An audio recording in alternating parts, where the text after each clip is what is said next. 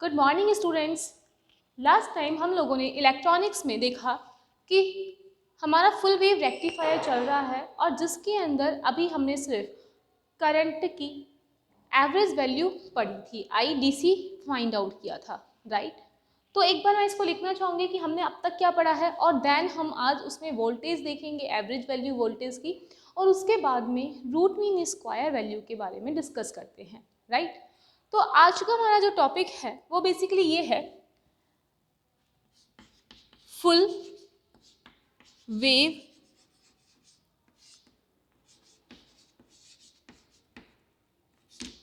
Rectifier, right, यानी कि पूर्ण तरंग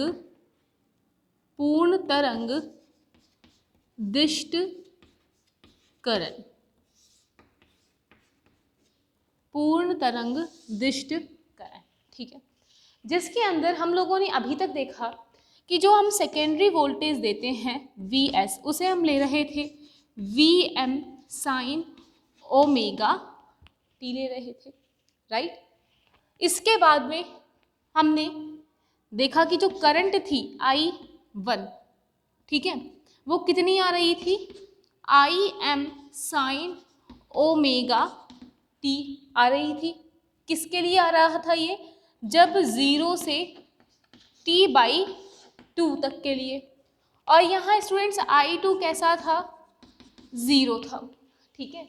और हम बात करें t/2 से t के लिए, नेगेटिव हाफ साइकिल के लिए, ऋणात्मक अर्धचक्र के लिए, तो ये थी I2 आ रहा था यहाँ पे minus of Im sine omega T, और I1 की जो वैल्यू आ रही थी वो बेसिकली हमें 0 मिल रही थी, ठीक है। यहाँ तक का डिस्कस हम लोग कल हमारी क्लास में कर चुके थे, राइट।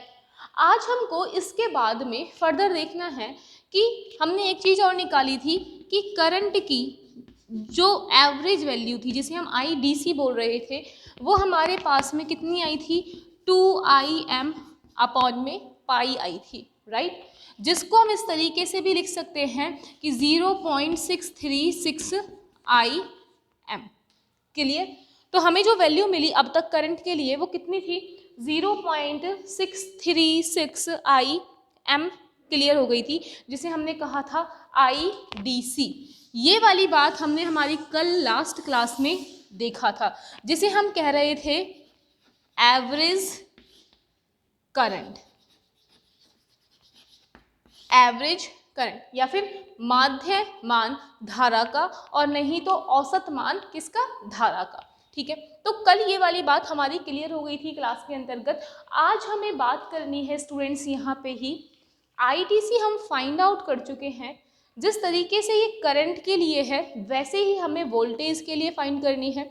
हाफ वेव रेक्टिफायर में हमने देखा था ना कि जैसे IDC फाइंड आउट कर रहे थे, सेम वैसे ही हम क्या फाइंड करते हैं स्टूडेंट्स, VDC करते हैं। तो VDC को हम ऐसे भी लिख सकते हैं कि VDC, इसकी अगर कोई एवरेज वैल्यू हम देखते हैं तो ये भी आती है कि 2Im, सॉरी I नहीं Vm है ना, 2Vm अपॉन में पाई आती है। तो आप इसके लिए ये भी लिख सकते हैं 2Vm अपॉन में पाई, या इसे ये भी कह सकते हैं हम 0.636 Vm, क्लियर। तो इसको लिख लीजिए आप लोग कि सिमिलरली हमने लास्ट टाइम कल ये वाली बात कर चुके थे, आज लिखो उसके नीचे इसी प्रकार से धारा की तो निकाल ली हमने, ये किसकी है, वोल्टता की, एवरेज करंट, ठीक है, एवरेज वोल्टेज। तो इसके लिए लिख लीजिए यहाँ पे similarly average voltage, similarly average voltage, और इसको नोट डाउन कीजिए, राइट। और देन हम आगे आज देखते हैं, आज का हमारा टॉपिक इस प्रकार से ही क्या रहेगा, लिखिए इसमें एवरेज वोल्टेज।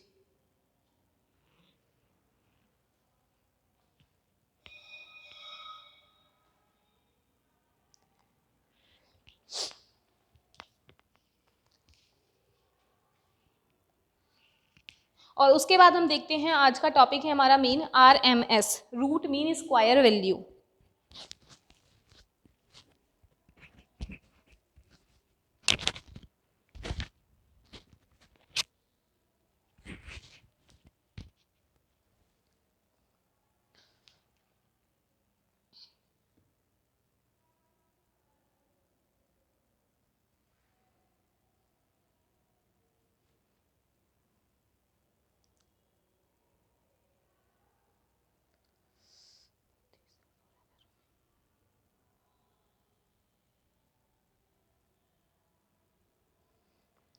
तो हम स्टार्ट करते हैं अपना next topic, root mean square value का, RMS।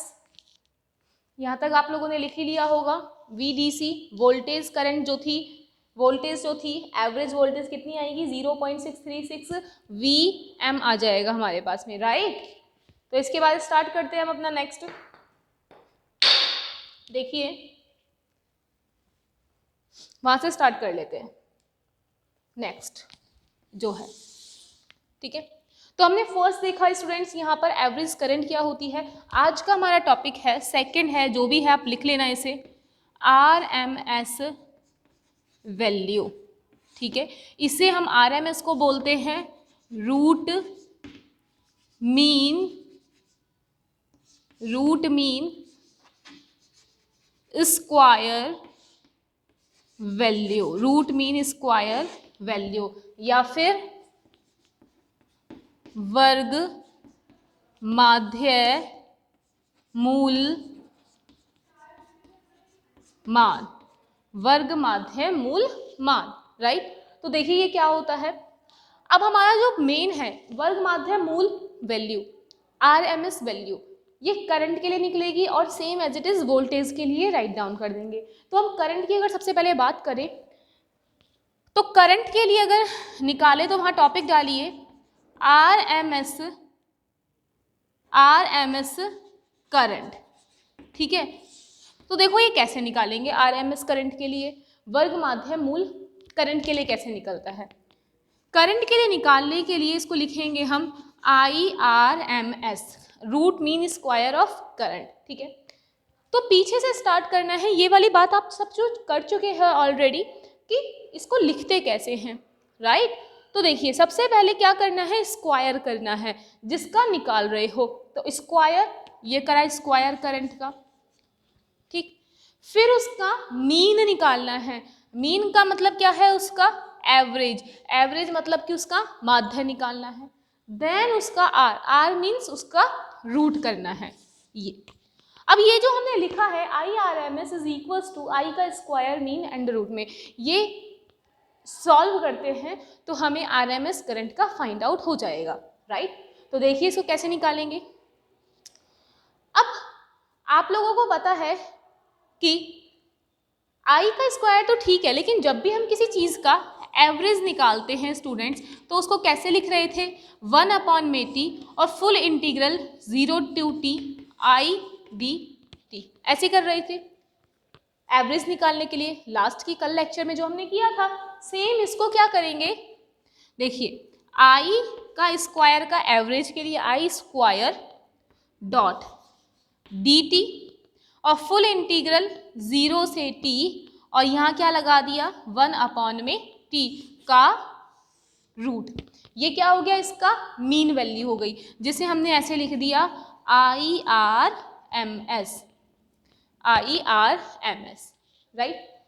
अब आई की जो वैल्यूज हैं उनको हम पुट कर सकते हैं जो भी होती है, लेकिन आपको मालूम है कि फुल वेव रेक्टिफायर के अंदर जो करंट है उसकी वैल्यू 0 से t/2 के लिए कितनी होती है, Im sin ओमेगा t होती है, और t/2 से t के लिए कितनी होती है बच्चों, Im sin ओमेगा t होती है।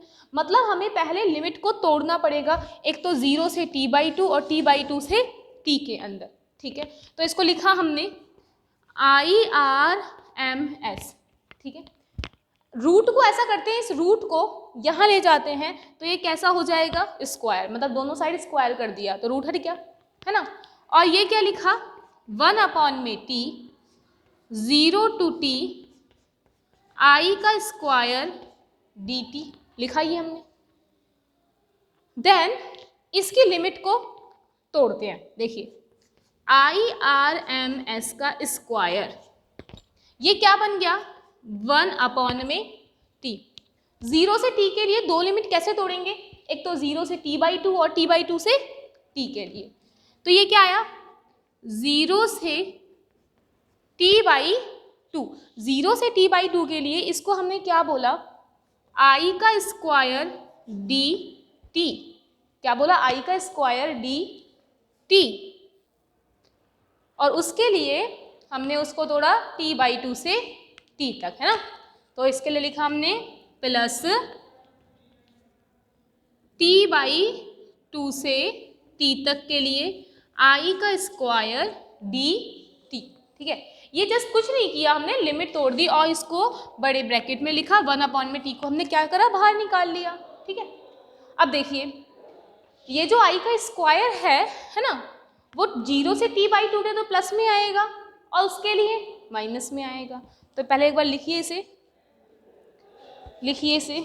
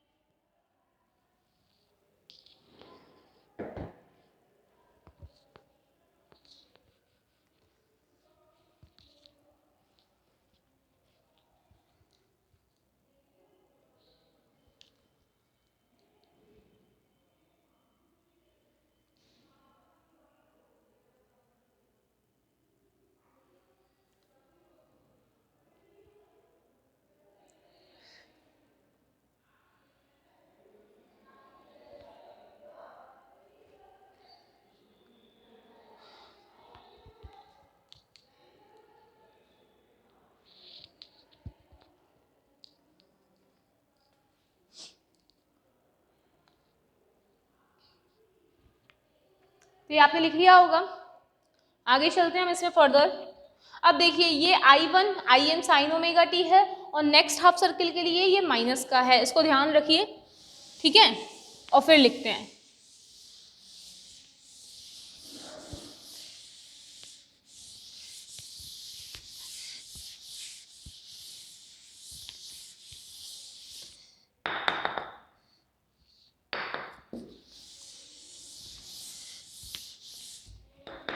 देखिए अब हमने इसको यहाँ से लिखा, इसमें थोड़ा ध्यान दीजिए।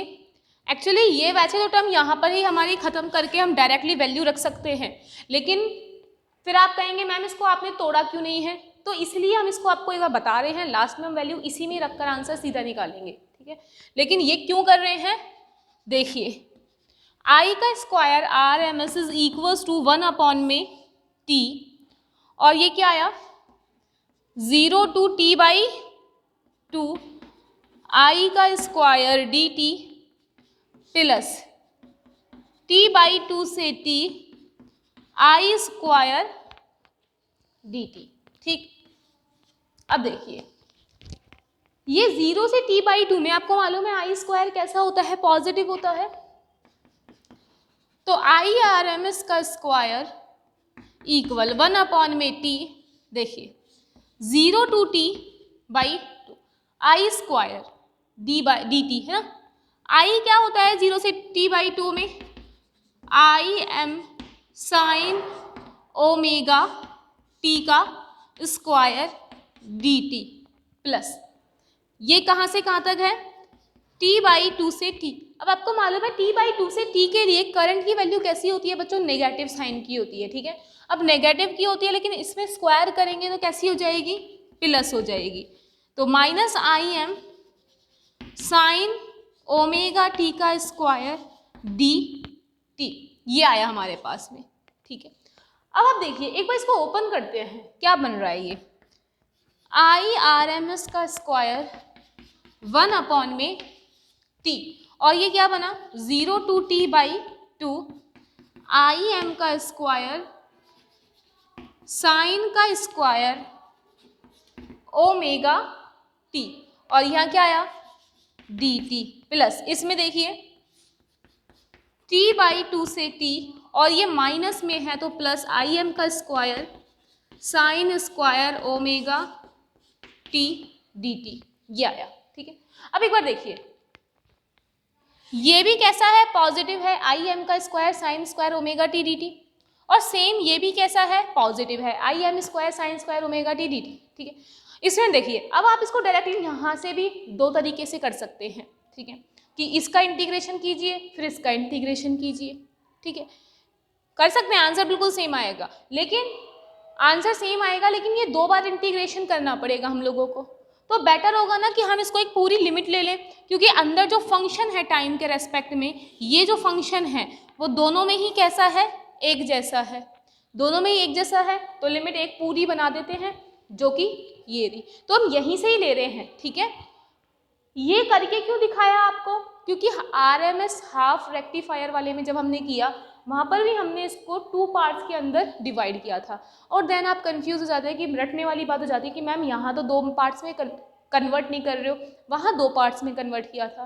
तो बेसिकली कर तो इसमें भी रहे हैं बट यहाँ पे क्या आ रही है, ये सेम आ रही है, तो इसलिए हम इसको कैसे लिख सकते हैं स्टूडेंट्स, IRMS का स्क्वायर 1 में t, इंटीग्रेशन का साइन 0 से कैपिटल T, पूरा ले लिया इस बार, 0 से कैपिटल T, और फंक्शन तो है ही कॉमन, तो IM का square sine square omega t dt, ये आ गया हमारे पास, ठीक है।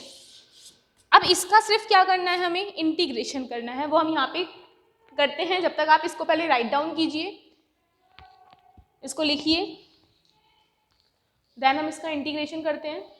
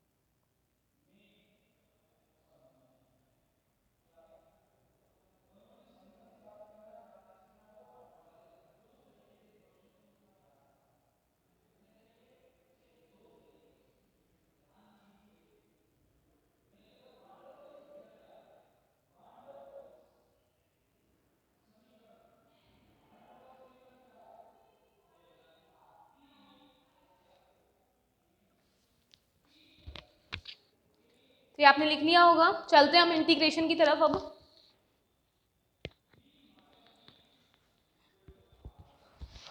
देखिए,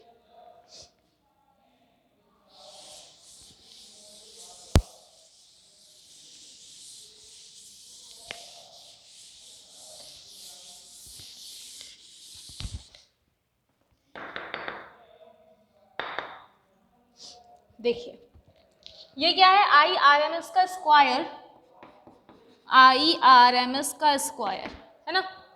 यहाँ से हम क्या करते हैं, कांस्टेंट टर्म को बाहर ले लेते हैं।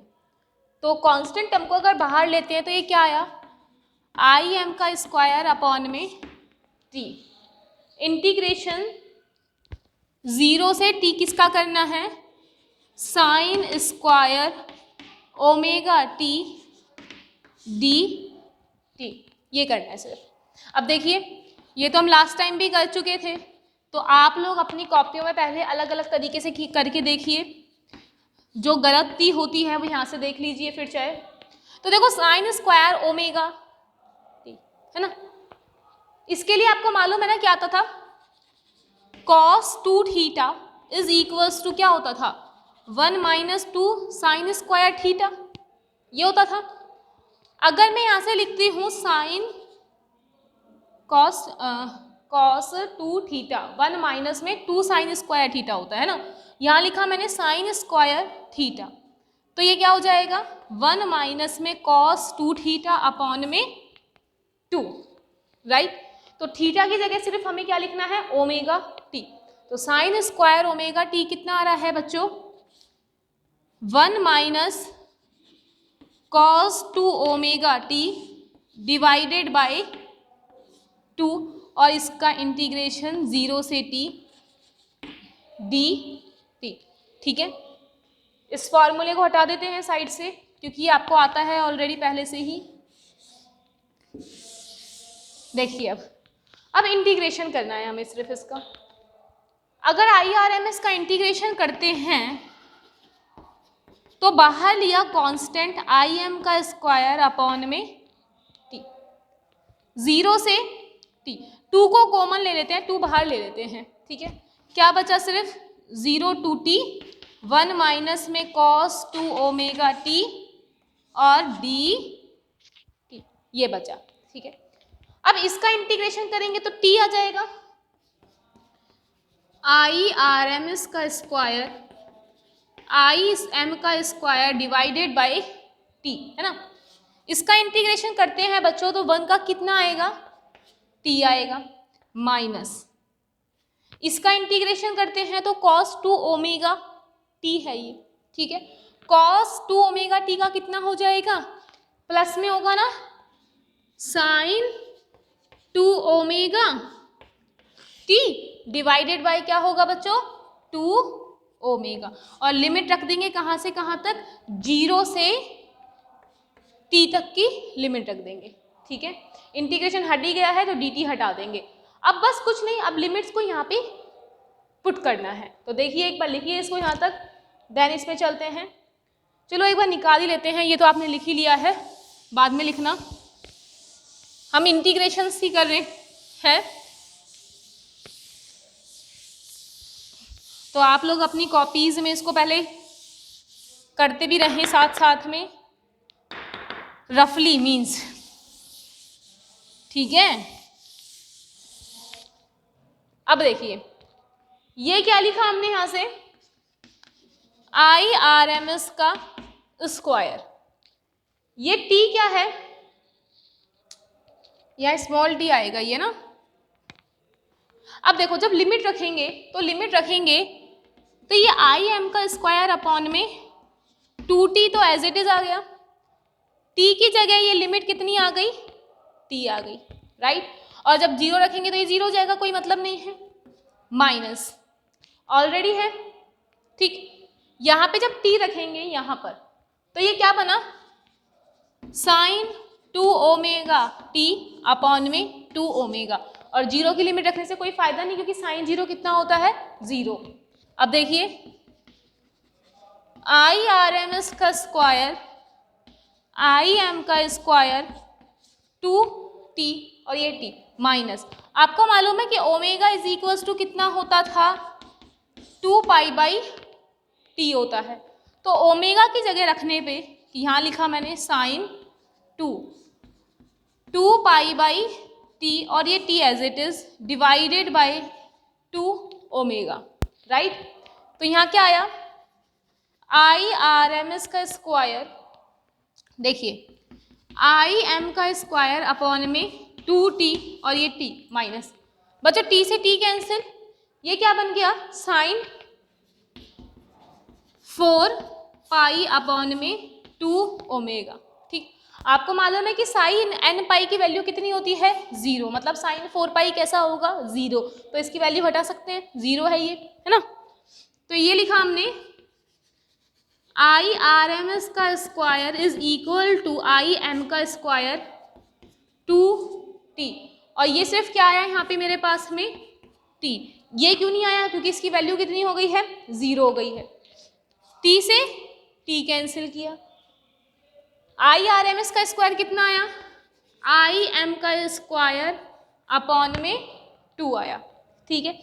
तो यहाँ से आप IRMS की वैल्यू निकाल ही सकते हैं, तो इसको लिखिए, और IRMS कितना आ जाएगा IM/√2, राइट। तो लिखिए इसको कंप्लीटली पहले एक बार, फिर आगे चलते हैं।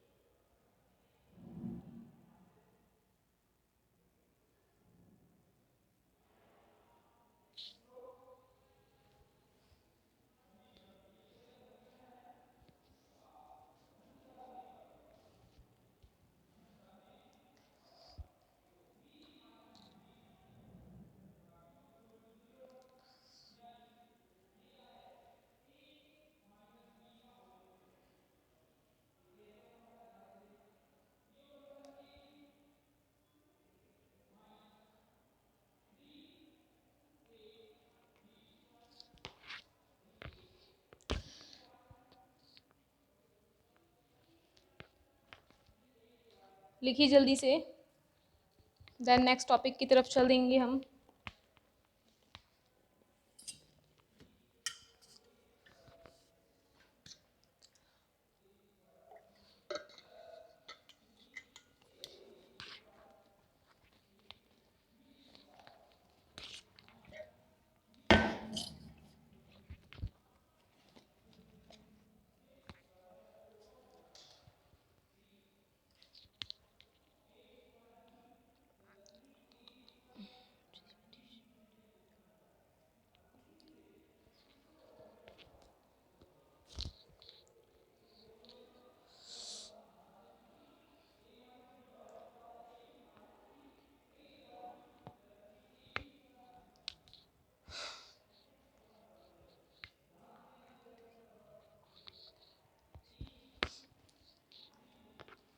तो नेक्स्ट चलते हैं हम अपने टॉपिक की तरफ।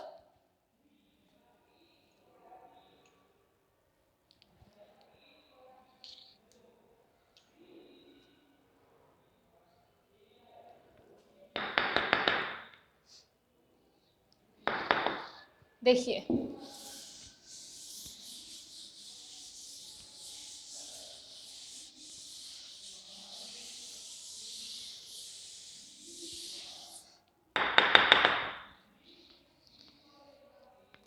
यहाँ क्या आएगा, IRMS का स्क्वायर इज इक्वल IM का स्क्वायर बाई 2, IM का स्क्वायर अपॉन में 2, ये आया। ठीक है, देखिए बच्चों IRMS निकाल रहे हैं हम, तो IRMS कितना हो जाएगा यहाँ से, IM अपॉन में रूट 2। ठीक है, मतलब ये AC के लिए जो RMS की वैल्यू आई है वो बेसिकली IM बाई रूट 2 आई है, जबकि अगर हम हाफ वेव रेक्टिफायर में AC के लिए वैल्यू देखते हैं तो वो IM बाई 2 आती थी, और फुल वेव रेक्टिफायर में कैसी आई है, IM बाई रूट 2 आई है, राइट। तो देखिए सेम इसी तरीके से हम इसमें क्या निकाल सकते हैं, VRMS का स्क्वायर, वो कितना आ जाएगा, VM अपॉन में रूट 2। ठीक है, तो यहाँ तक लिखिए, ये टॉपिक हमारा कंप्लीट होता है अभी इसके लिए RMS के लिए, रूट मीन स्क्वायर के लिए, कि IRMS कितना आता है, IM बाई रूट 2, और VRMS कितना आता है, VM बाई रूट 2 आता है। ठीक है, तो इसे कंप्लीट लिखिए, देन आगे चलते हैं हम।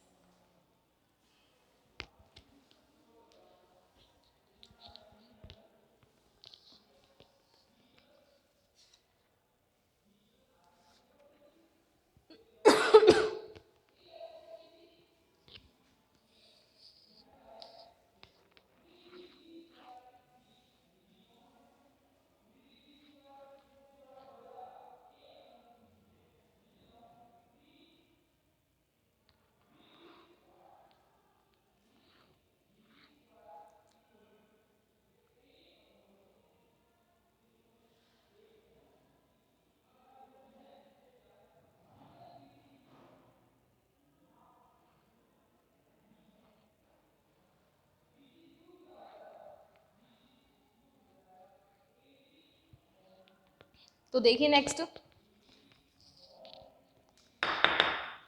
इसके बाद है दक्षता, means efficiency of full wave rectifier. ठीक है,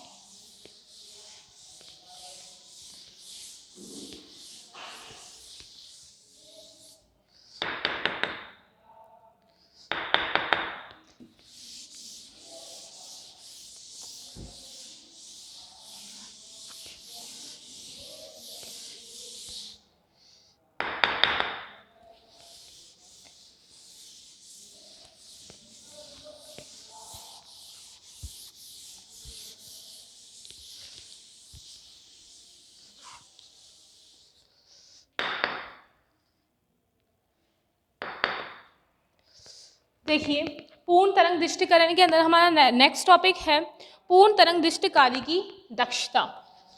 पूर्ण तरंग दृष्टिकारी की दक्षता या फिर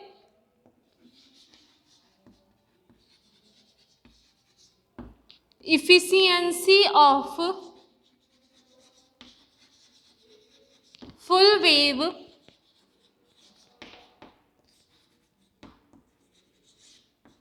rectifier, efficiency of full wave rectifier, ये वाली बात, ठीक है। तो देखिए स्टूडेंट्स, इसके अंदर efficiency of full wave rectifier ये क्या कहती है, आप लोगों ने बात कर चुके हैं अपन लोग पूर्ण तरंग दृष्टिकारी की दक्षता, ये इसका नेक्स्ट टॉपिक है ना। इफिशियंसी जो होती है वो बेसिकली ये चीज़ होती है कि हमें किसी भी इंस्ट्रूमेंट से जो आउटपुट मिल रहा है इनपुट के रेस्पेक्ट में, ठीक है। जैसे कि ये कौन है, एक रेक्टिफायर है, दृष्टकारी है, एक दृष्टकारी है। ये आपको क्या दे रहा है बच्चों, आउटपुट, और आपसे ले क्या रहा है, इनपुट। तो इसकी एफिशिएंसी क्या होगी कि आपको कितना इनपुट देने में कितना आउटपुट मिल रहा है, मतलब कि आउटपुट अपॉन में इनपुट। ये आउटपुट अपॉन इनपुट क्या है, इसका दक्षता, इफिशियंसी। इफिशियंसी मतलब हमें कितना मिला कितना देने पे, वो दक्षता होती है, ठीक है। तो जो रेक्टिफायर की दक्षता है बच्चों, उसे हम लोग नीटा से रिप्रेजेंट करते हैं। किससे करते हैं, नीटा से। और ये आउटपुट किसके रेस्पेक्ट में देखते हैं, पावर के रेस्पेक्ट में देखा जाता है। किसके रेस्पेक्ट में देखते हैं बच्चों, पावर के रेस्पेक्ट में देखते हैं। तो पावर कितनी मिली, P आउटपुट अपॉन में P इनपुट। आपको आउटपुट में ये क्या देता है, DC देता है, और आपसे लेगा क्या है, AC। तो मतलब कि पावर किसकी बच्चों, DC की। किसके रेस्पेक्ट में बच्चों, AC के रेस्पेक्ट में। ये नीटा is equals to P DC upon P AC। इसे क्या बोलते हैं हम लोग, दक्षता से बोला जाता है। ये क्या है, दक्षता है, ठीक है।